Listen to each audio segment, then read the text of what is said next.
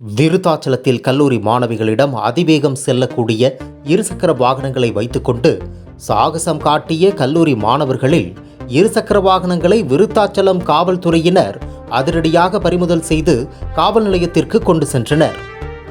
கடலூர் மாவட்டம் விருத்தாச்சலத்தில் கொளஞ்சியப்பர் அரசு கலைக்கல்லூரி இயங்கி வருகிறது.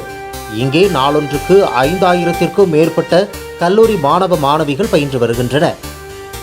இங்கு வரக்கூடிய மாணவ மாணவிகள் பேருந்து மற்றும் இருசக்கர வாகனங்களில் வந்து செல்வது வழக்கமாக இருந்தாலும் வீட்டில் பெற்றோர்கள் தன் மகன்களுக்கு அதிவேகமாக செல்லக்கூடிய இருசக்கர வாகனங்களை வாங்கி கொடுப்பதை வைத்துக்கொண்டு கல்லூரிக்கு வரும் மாணவிகளின் முன்பு சாகசம் காட்டிக்கொண்டு சென்று வருவதாக பல குற்றச்சாட்டும் எழுந்து வந்துள்ள நிலையில் தற்போது இன்று விருத்தாச்சலம் காவல்துறையினர் விருத்தாச்சலம் நகரம் முழுவதும் சாலை ஓரங்களில் அனுமதியின்றி வைக்கப்பட்டிருக்கும் விளம்பர பேனர்கள் வாகனங்களை பறிமுதல் செய்து வந்துள்ள நிலையில் கல்லூரி மாணவர்கள் அதிவேகமாக இருசக்கர வாகனங்களுடன் அட்ராசிட்டி செய்து கொண்டு சாகசம் காட்டிக்கொண்டே கல்லூரிக்கு சென்ற மாணவர்களை மடக்கி பிடித்த காவல்துறையினர் மாணவர்களிடம் இருந்த இருசக்கர வாகனங்களை பறிமுதல் செய்து விருத்தாச்சலம் காவல் நிலையத்திற்கு கொண்டு சென்றனர்.